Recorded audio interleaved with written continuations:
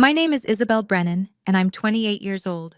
6 months ago, my parents stood in front of 75 wedding guests and told me the greatest gift I could give my sister was to disappear from her life forever. They said my presence would ruin her perfect day, that I was an embarrassment to the family name. What they didn't know was that I held the power to ruin much more than just one day. The champagne glass that slipped from my trembling hand became the catalyst for exposing decades of lies, hidden documents, and a fortune they never knew existed. Before I share what happened at that rehearsal dinner, please take a moment to like and subscribe. But only if you genuinely connect with stories about setting boundaries with toxic families. I'm curious where you're watching from and what time it is there. Drop a comment below. It helps me know I'm not alone in this journey. Let me take you back to that night at the St. Regis Hotel in Connecticut, where my sister Victoria's fairy tale was about to become my awakening. The St. Regis ballroom sparkled with the kind of elegance that only old money could buy. Crystal chandeliers cast dancing shadows across the marble floor, while servers in white gloves circulated with champagne that cost more per bottle than most people's car payments. 75 of Connecticut's elite had gathered for Victoria's rehearsal dinner. Senators, hedge fund managers, and socialites whose names regularly graced the society pages. Victoria stood at the center of it all, radiant in her $15,000 Oscar de la Renta cocktail dress, her laugh tinkling like the champagne flutes that clinked in her honor. Every detail had been orchestrated to perfection. The orchid centerpieces flown in from Thailand, the 7-course menu designed by a Michelin-starred chef, the string quartet playing softly in the corner. And then there was me, in my simple black sheath dress from Nordstrom Rack, price tag carefully removed, but the $200 purchase still making my credit card ache. I stood near the service entrance, clipboard in hand, checking and rechecking the evening's timeline. While Victoria floated through the room like royalty, I counted place cards and worried about the vegetarian options for table 12. "Isabel, the flowers at table 3 are wilting," my mother hissed as she passed, not even making eye contact. "Fix it." Quietly. I nodded, already moving toward the offending arrangement. This was my role, invisible, efficient, necessary, but never acknowledged. I'd spent 6 months planning every detail of this wedding, from hand-addressing 500 invitations to negotiating with 12 different vendors. Yet as far as the guests knew, I might as well have been part of the hotel staff. But that was about to change in ways none of us could have imagined. "Ladies and gentlemen," my mother's voice rang out, commanding instant attention. Margaret Brennan had that effect on people. 68 years of privilege had taught her exactly how to own a room. "I want you all to meet the bride-to-be, my precious Victoria, who's about to join the distinguished Harrison family." She wrapped an arm around Victoria's waist, pulling her close as cameras flashed. The two of them looked like a magazine spread, matching blonde highlights, designer gowns, diamonds catching the light. My father, Robert, joined them, his silver hair gleaming as he raised his glass in a toast. "To our beautiful daughter," he boomed, "who has made us prouder than words can express." Senator Harrison approached, his wife Eleanor beside him. "Robert, Margaret, you must be so proud of Victoria, such an accomplished young woman." He paused, glancing around. "Will your other daughter be joining us?" The silence stretched for a heartbeat too long. "Other daughter?" My mother's laugh was crystalline, practiced. "Oh, you mean Isabel?" She gestured vaguely in my direction without looking. "She's helping with the arrangements. She's very helpful with these sorts of things." The senator's wife followed my mother's gesture, her eyes landing on me as I adjusted a centerpiece. "Oh, I see. How nice that she's so involved." The word hung in the air like a polite insult. Not talented or dedicated, just involved. Like I was a hobbyist who'd wandered in off the street.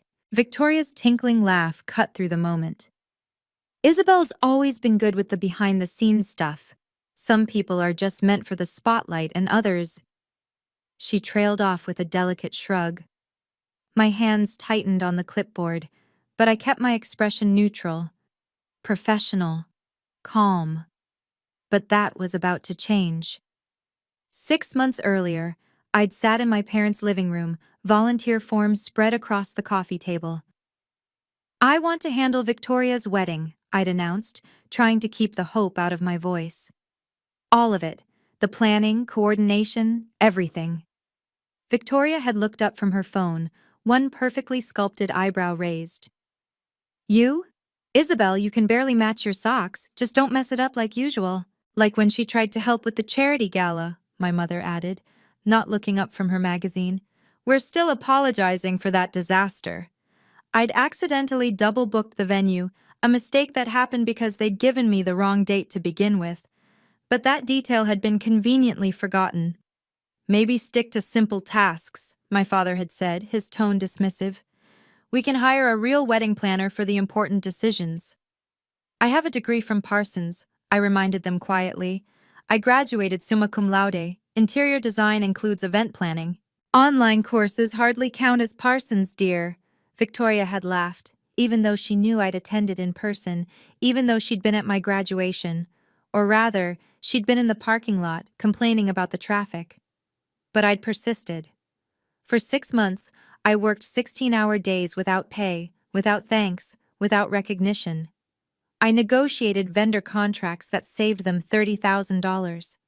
I hand-calligraphed 500 invitations when the professional they'd hired fell through. I solved crisis after crisis, from the caterer's bankruptcy to the venue's double booking. And through it all, I told myself it would be worth it. That finally, they'd see my value.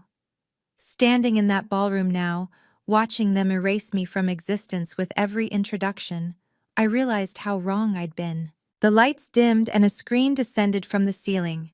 "We have a special surprise," my mother announced, her voice warm with the kind of maternal pride I'd only witnessed from afar.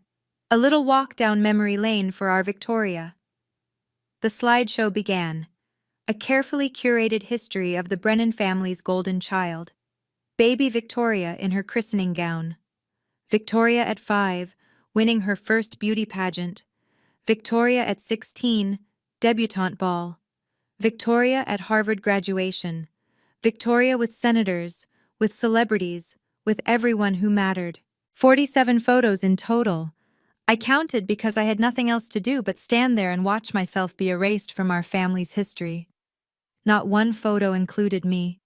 Not the Christmas mornings we'd shared, not the family vacations, not even the group shots where I knew I'd been standing right there, just outside the frame.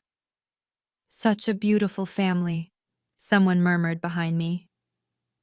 "Does Victoria have any siblings?" another guest asked.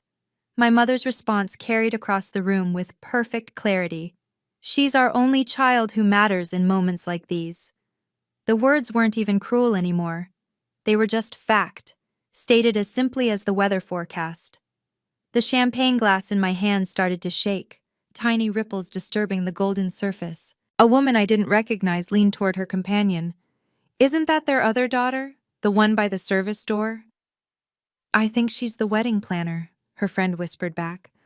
"Or maybe she works for the hotel." I set down the trembling glass carefully, precisely, the way I'd learned to do everything in this family, without making a sound, without leaving a trace. But my hands wouldn't stop shaking. Something inside me was beginning to crack, hairline fractures spreading through 28 years of practiced invisibility. What most people didn't know was that I wasn't just the forgotten daughter playing party planner.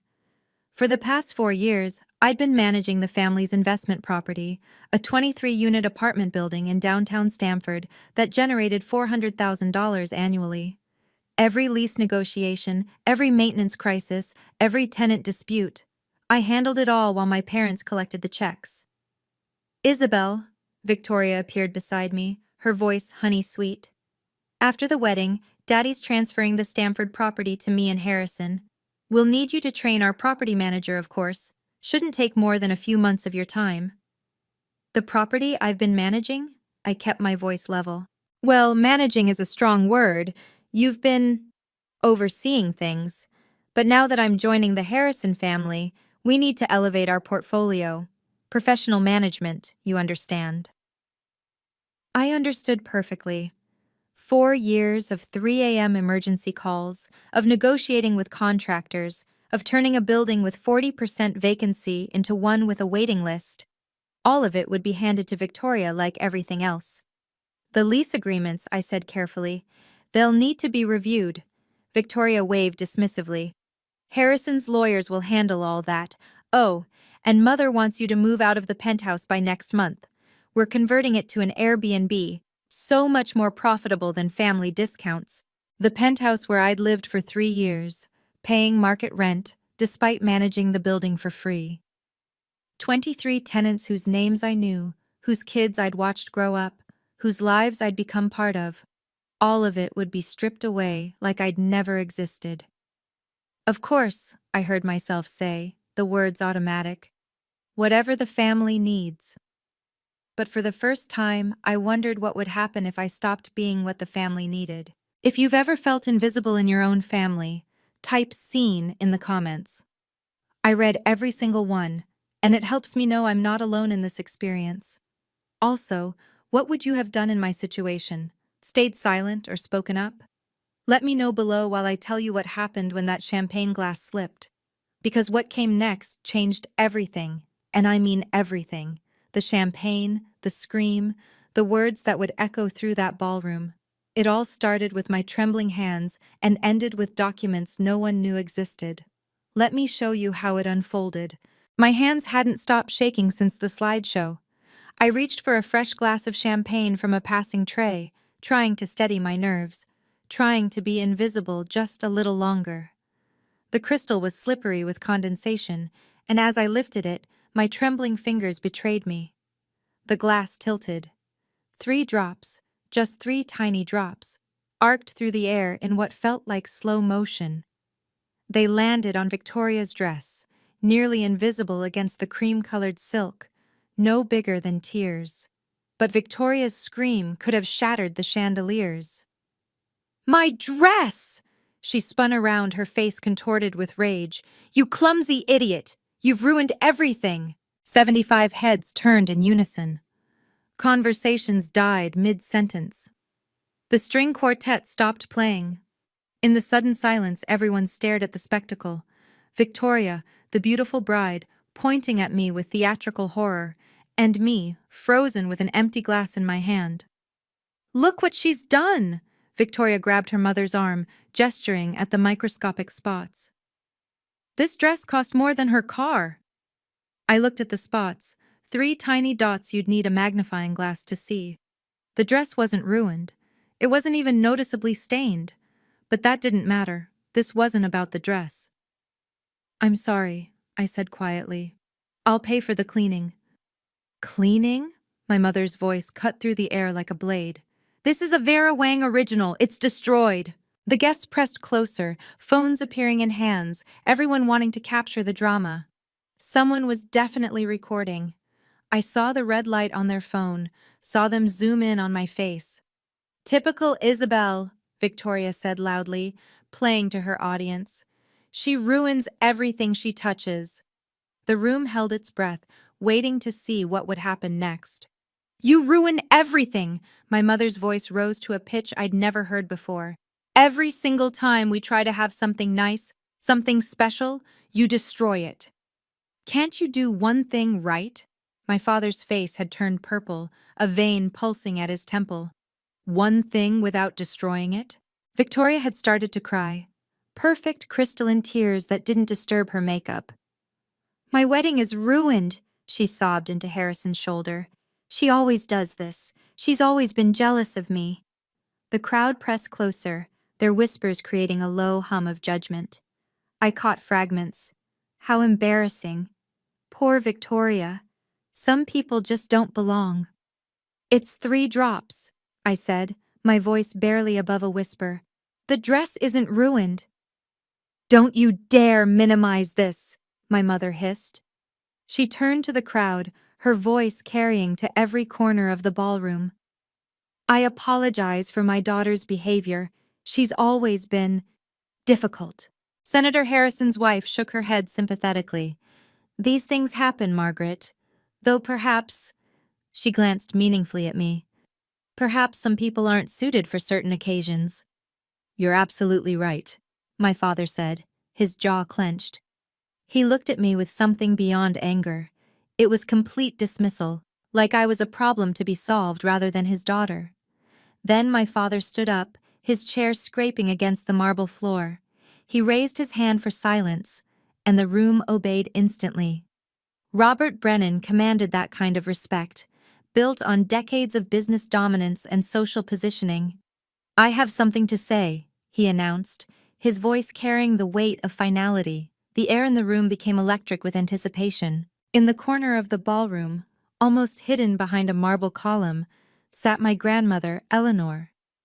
At 85, she commanded attention even in stillness.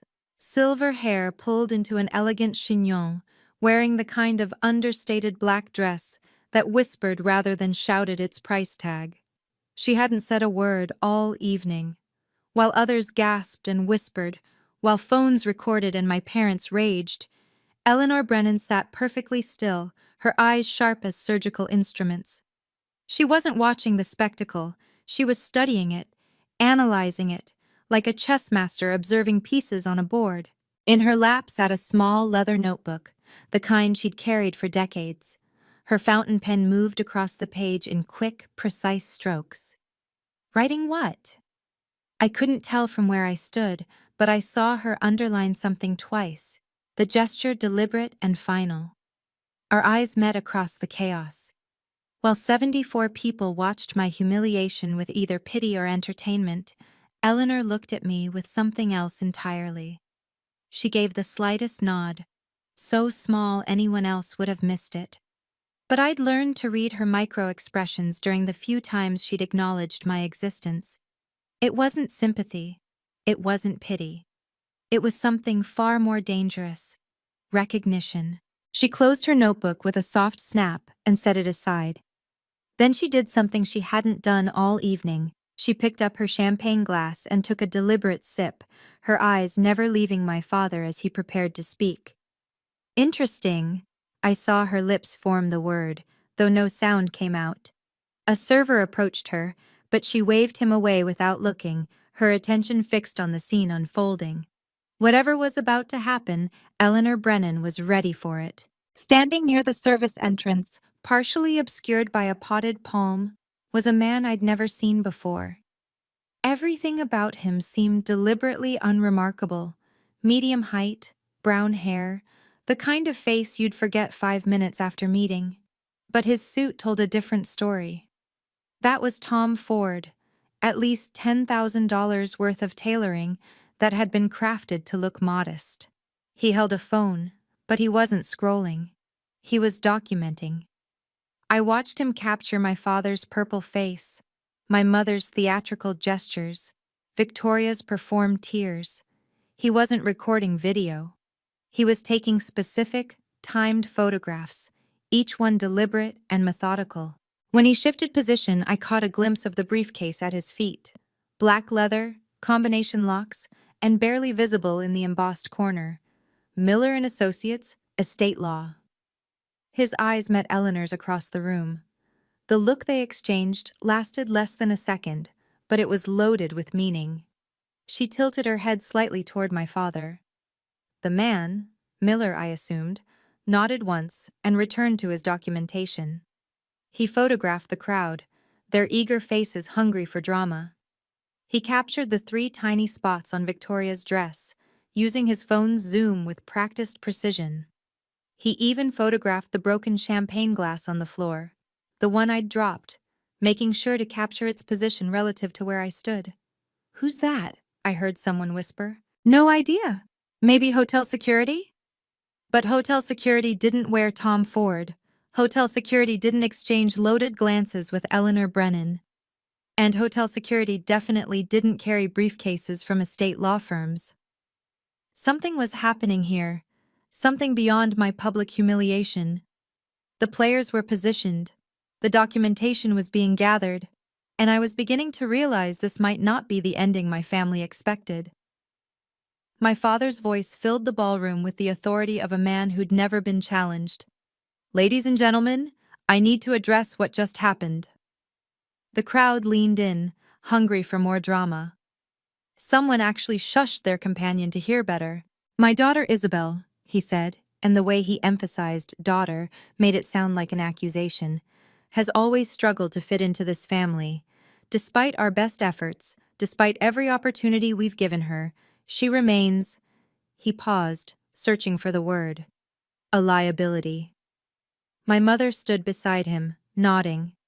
Victoria had stopped crying, a small smile playing at her lips. Therefore, my father continued, his voice gaining strength, I want to make something clear, here in front of all of you, our dearest friends and family. The room was so quiet I could hear my own heartbeat. Isabel, the greatest gift you could give your sister for her wedding. He looked directly at me, his eyes cold as winter stone. Is your permanent absence from our family. Gasps rippled through the crowd. Someone dropped a glass. The sound of it shattering seemed to echo forever. We don't want you at the wedding, he continued, each word a nail in a coffin I didn't know he'd been building. We don't want you at family gatherings. The best thing you can do for Victoria, for all of us, is to disappear. Forever. Victoria stepped forward, her voice sweet as poison. It's for the best, Isabel. You know you don't belong here. 75 people stared at me, waiting for my response. Some looked horrified, others entertained, but all of them were witnessing my complete erasure from my own family. The silence stretched, heavy as a funeral shroud. The ballroom erupted in whispers that built to a roar. Phones appeared like weapons, everyone desperate to capture this moment of pure, unfiltered cruelty. I saw at least 12 people actively recording, their cameras trained on my face, waiting for me to break. Oh my God, someone whispered, loud enough for everyone to hear. He just disowned her, in public. Did you get that? Another voice asked urgently. Tell me you got that on video. Senator Harrison looked deeply uncomfortable, shifting his weight from foot to foot. His wife grabbed his arm, whispering urgently in his ear. Even in my shock, I caught her words. This is not the family we thought they were.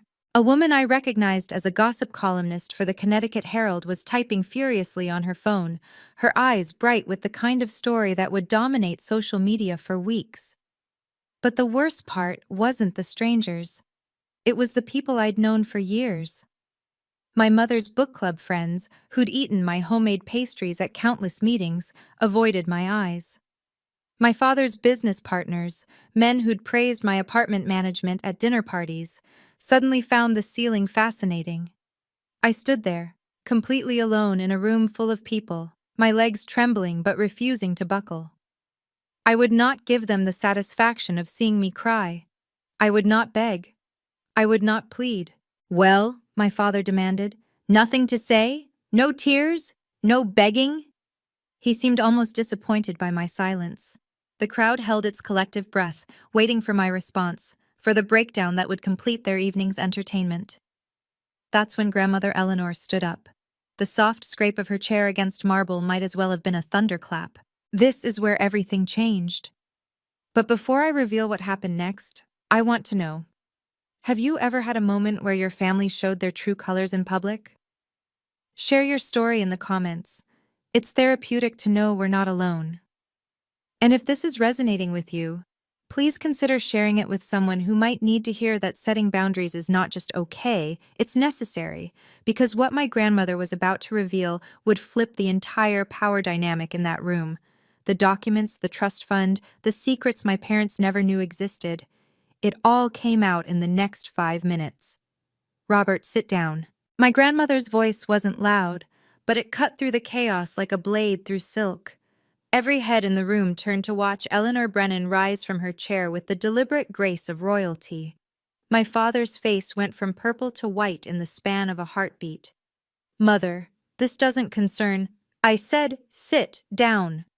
The temperature in the room seemed to drop 10 degrees. This wasn't the voice of a grandmother at a family gathering. This was the voice of the woman who'd built the Brennan empire from nothing, who'd turned a small real estate office into a multi-million-dollar corporation before women were even allowed to have business credit cards. My father sat. He didn't want to. You could see the resistance in every muscle. But he sat. Eleanor walked toward the center of the room, her cane clicking against the marble in a rhythm that sounded like a countdown. The crowd parted before her like the Red Sea. "You just disowned the wrong grandchild," she said, her voice carrying to every corner of the ballroom. "And you did it in front of 75 witnesses." "Mother, you don't understand," my mother started. "I understand perfectly, Margaret." Eleanor's eyes were arctic. "I understand that you've spent 28 years punishing Isabel for the crime of being born second. I understand that you've taken her work, her dedication, her love, and treated it like garbage." She turned to face the crowd, addressing them directly. "I also understand that my son is about to learn exactly how much power he doesn't have in this family." My father's face had gone from white to gray. "What are you talking about?" Eleanor smiled. It wasn't a pleasant smile. "Mr. Miller, I believe it's time." The man in the Tom Ford suit stepped out from behind the potted palm, his movements so smooth it seemed choreographed. "Good evening. I'm James Miller, senior partner at Miller & Associates, and Mrs. Eleanor Brennan's personal attorney for the past 30 years. He set his briefcase on the nearest table with deliberate precision, the locks clicking open in the silence. The sound seemed to echo off the marble walls. "Miss Isabel," he said, turning to me with the kind of respect my family had never shown. "As per the terms of your trust fund, established by your grandmother when you were born, certain conditions have now been met." "What trust fund?" My mother's voice cracked. "There's no trust fund." Miller pulled out a thick manila folder, the kind that held life-changing documents.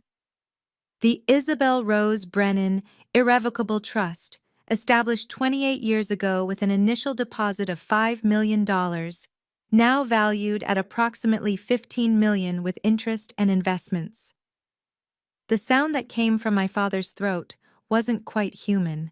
"Furthermore," Miller continued, his voice professional and measured, "as of her 21st birthday, Miss Isabel has been the legal owner of the Stamford property, though she's graciously allowed the family to believe otherwise while she managed it." Victoria's perfectly composed face finally cracked. "That's impossible. Daddy owns that building." "No," Miller said simply. "Your father manages the paperwork. The deed has been in Miss Isabel's name for 7 years. She's also a voting member of the Brennan Corporation Board, holding 30% of shares, more than any individual family member except Mrs. Eleanor herself."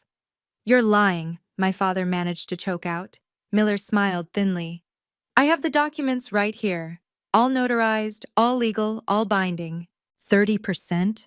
My father's voice had gone hoarse. "That's impossible. I would have known. I would have seen the paperwork." "You saw what you expected to see," Eleanor said coldly. "Every document you signed for the family trust was actually strengthening Isabel's position. You never read the fine print because you assumed I'd always favor Victoria, just like you did." Miller spread the documents across the table like a dealer showing a winning hand. "Miss Isabel owns the Stamford building outright, all 23 units generating $400,000 annually. She holds 30% of Brennan Corporation voting shares. She's the beneficiary of a $15 million trust that becomes fully accessible on her 30th birthday, or immediately if she's publicly disowned by her parents." He paused, letting that sink in. "Which, thanks to your announcement in front of 75 witnesses, just happened." The room exploded. Guests gasped, phones came out, and the gossip columnist looked like she'd won the lottery. But I couldn't focus on any of them.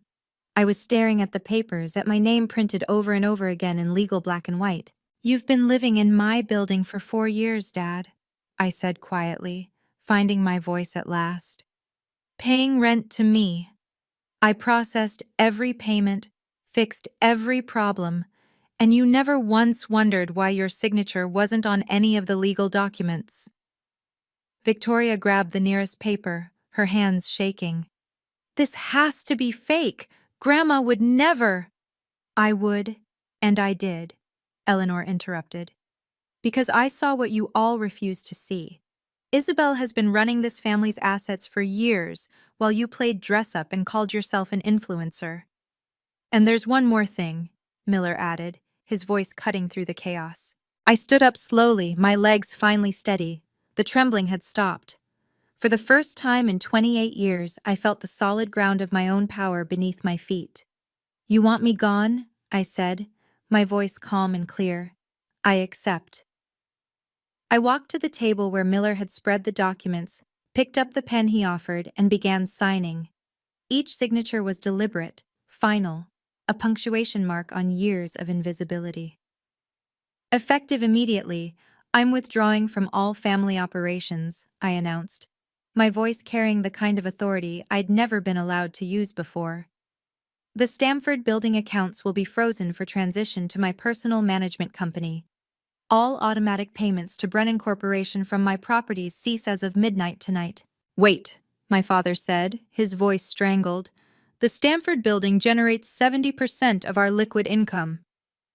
I'm aware, I said simply, signing another document. I've been managing your books for 4 years, remember? Though you called it helping out. Victoria stepped forward, her perfect composure finally shattered. You can't do this. The wedding venue needs the final payment tomorrow. That's $300,000. That sounds like a you problem, I said, using her favorite phrase from our childhood. Maybe ask your influencer sponsors for help. Isabel, please, my mother said, and it was the first time she'd said my name all evening without sneering. Let's discuss this privately. Privately? I set down the pen and looked at her directly. You made this public. You announced my exile in front of everyone who matters to you, so everyone can witness the consequences. I turned to Miller. Please ensure all transitions are completed by Monday morning. Already in motion, Miss Brennan. Wait, you can't do this? My mother's carefully maintained composure cracked completely. The Harrison merger depends on our property portfolio. The wedding venue needs payment. Victoria grabbed my arm. $300,000 by tomorrow, or they'll cancel everything. The corporate credit line, my father said, his voice hollow. You're the guarantor. Without you, the bank will. Call in the loan. Yes, I know. I gently removed Victoria's hand from my arm. You might want to liquidate some assets quickly. Let's discuss this privately, my father tried again, his commanding voice now pleading. We can work something out. You made it public, it stays public, I said, gesturing to the 75 witnesses, half of whom were still recording. These people watched you disown me. They can watch you face the consequences. Senator Harrison cleared his throat. Robert, perhaps we should postpone tomorrow's merger discussion, given the circumstances. The wedding, Harrison's son said quietly to Victoria. Maybe we should reconsider the scale. Reconsider? Victoria's voice pitched toward hysteria. We have 500 guests coming, who you'll now need to pay for yourself, I reminded her. I've been covering vendor deposits from the building account. That ends tonight. My mother grabbed my father's arm. Do something. But what could he do? The documents were legal. The witnesses were plentiful. The disownment had been public and unequivocal. Miss Isabel, Miller said, your car is waiting outside whenever you're ready. I looked around the ballroom one last time, at the crystal chandeliers I'd selected, the flowers I'd arranged, the seating charts I'd spent weeks perfecting, all for people who'd just erased me from their lives. I'm ready now, I said. I hadn't even reached my car when the first domino fell. My phone lit up with a Google alert. Someone had already posted the video. Connecticut real estate mogul disowns daughter at 2-hour wedding event. The view count was climbing, 10K, 15K, 20K in minutes. By the time I reached my apartment, it had hit 50K views, and how our toxic family was trending locally. The Connecticut Herald's gossip columnist had worked fast. Her article was already live. Brennan family drama. Daughter disowned, then reveals she owns everything. The comments section was brutal. Karma came dressed as a grandmother, read the top comment with 500 likes. 3 text messages came in rapid succession from my father's business partners. Robert, given tonight's events, we're pulling out of the Westport development. The Harrison merger is off the table. Call me when your house is in order. My wife says if this is how you treat family, we can't trust you with our investment. Victoria's Instagram was hemorrhaging followers. I watched the count drop in real time, 100K to 95K to 90K. The comments under her last post, a photo of her wedding shoes, were savage. Imagine being so cruel to your sister. Money can't buy class. Your sister planned your whole wedding and this is how you thank her? The wedding hashtag had Victoria, and Harrison Forever had been hijacked. Instead of congratulations, it was filled with screenshots from the video, zoomed in on my parents' cruel faces, Victoria's smirk, my quiet dignity in that simple black dress. Within 3 hours, the Brennan family name had become synonymous with public cruelty, and there was nothing their money could do to stop it. But the worst was yet to come for Victoria. Monday morning brought a cascade of financial disasters. Without my signature, the corporate credit line was frozen. The wedding vendors, who'd seen the viral video, demanded immediate payment in full, no more payment plans for the notorious Brennans. The bill was staggering. Venue, $300,000. Catering for $500,000, $200,000. Flowers, $75,000. Orchestra and entertainment, $100,000. Photography and videography, $50,000. Designer dress alterations, $25,000. Miscellaneous, $50,000. Total due, $800,000. Due immediately, or face public lawsuits that would further damage their reputation. We need to sell the Hampton house, I heard my father tell my mother in a voicemail she'd accidentally sent me. Today, take whatever offer we can get. They listed it for $3.2 million, desperate for quick cash. It sold in 48 hours for $2.4 million, a loss of $800,000 from what they'd paid. The buyer? One of my grandmother's shell companies, though they wouldn't discover that for months. The Stamford building, my building, had been their primary income source. Without it, they couldn't maintain their lifestyle. The country club membership, the yacht club, the charity board positions that required substantial donations, all of it started slipping away. But the cruelest blow was the discovery that Victoria's influencer career had been artificially propped up by payments from the family accounts, payments I'd been processing without questioning. Without that financial support, her engagement rates plummeted. Brands started pulling out, citing recent controversies and brand safety concerns. The princess was about to learn what life felt like without a kingdom funded by the sister she'd despised. But the worst was yet to come for Victoria, I thought, watching her desperate posts trying to salvage her image. Harrison called off the wedding on Tuesday morning. Not postponed, cancelled. His family's publicist released a statement citing irreconcilable differences in family values. But everyone knew the truth. The Harrisons didn't want to be associated with the family whose cruelty had been viewed 12 million times in 4 days. Victoria's breakdown was, predictably, public. She posted a tearful video blaming me for ruining her life, which only made things worse. The comments were merciless. Your sister gave you everything, and you treated her like garbage. The trash took itself out. Team Isabel forever. Her brand partnerships evaporated overnight. The luxury fashion brand she'd been ambassadoring for sent a termination letter. The jewelry company pulled their campaign. The fitness tea she'd been promoting distanced themselves with a public statement about supporting family values and kindness. In 1 week, she lost 100,000 Instagram followers. Her fiancé and dream wedding, brand deals worth $150,000 annually, her apartment, it was in Harrison's name, her reputation. She had to move back into our parents' house, except it wasn't even their house anymore. Without the building income and with the Hampton house sold, they'd had to downgrade to a rental in Norwalk. 3 bedrooms, no pool, no status. The girl who'd worn $15,000 dresses was now shopping at Target, posting desperate content trying to rebuild her following. Day in my life living at home.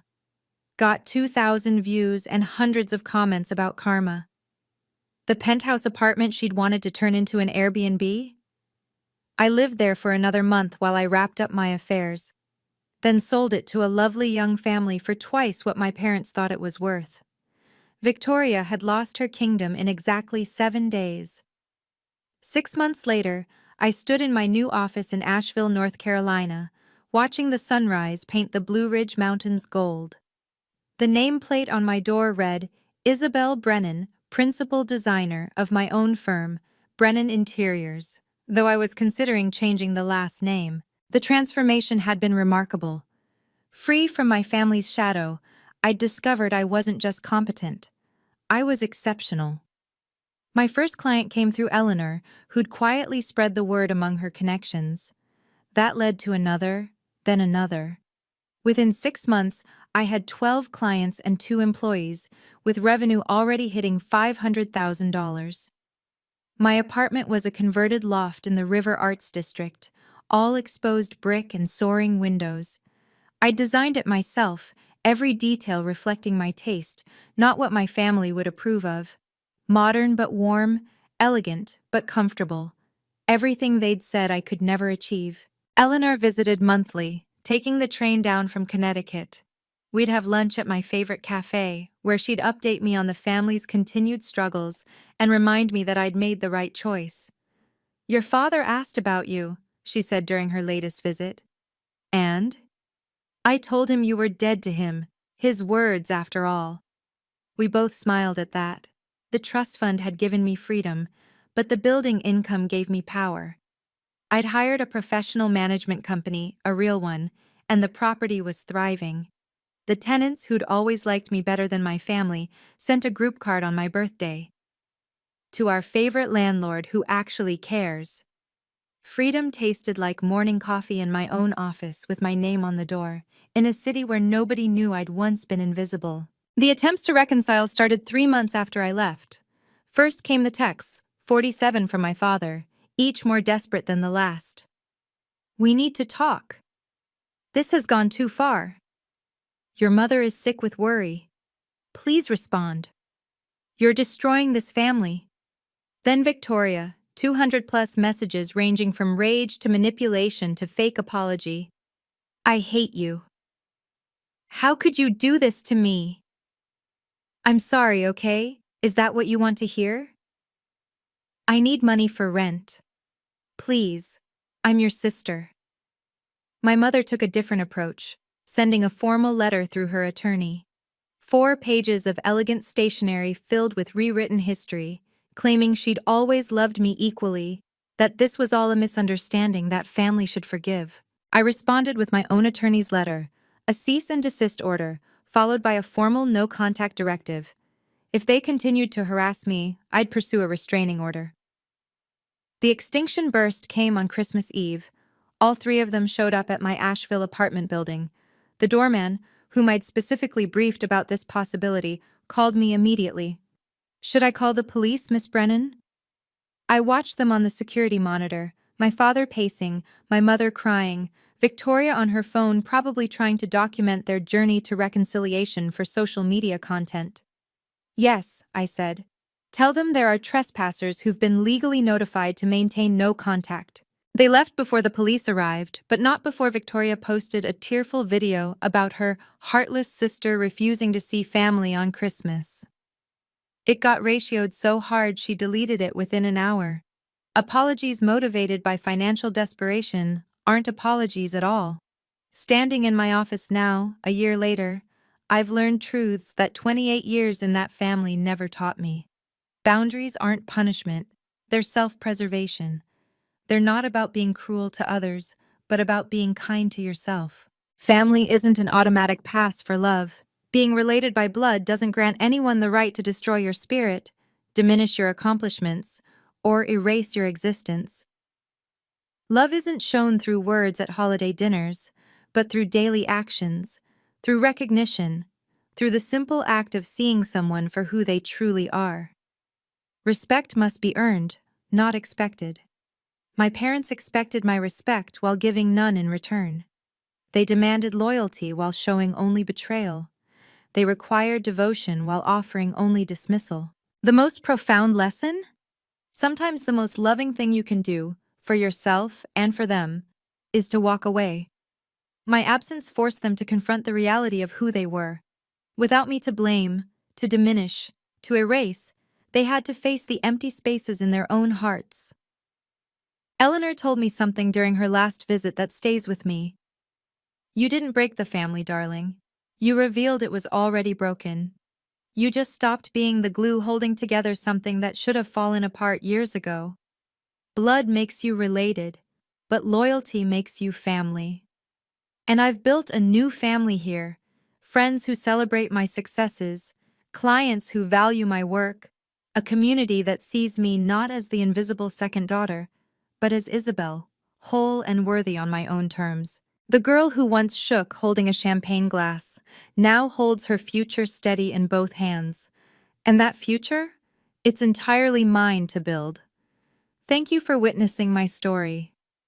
If you've made it this far, you're probably someone who understands that sometimes the most loving thing you can do is walk away. What boundaries have you had to set with family? I'd love to hear your story in the comments. And if this video helped you feel less alone, please share it with someone who might need to hear that their peace is worth more than toxic family approval. Subscribe for more stories about choosing yourself. Remember, you can't heal in the same environment that broke you. Until next time, this is Isabel, choosing freedom over family.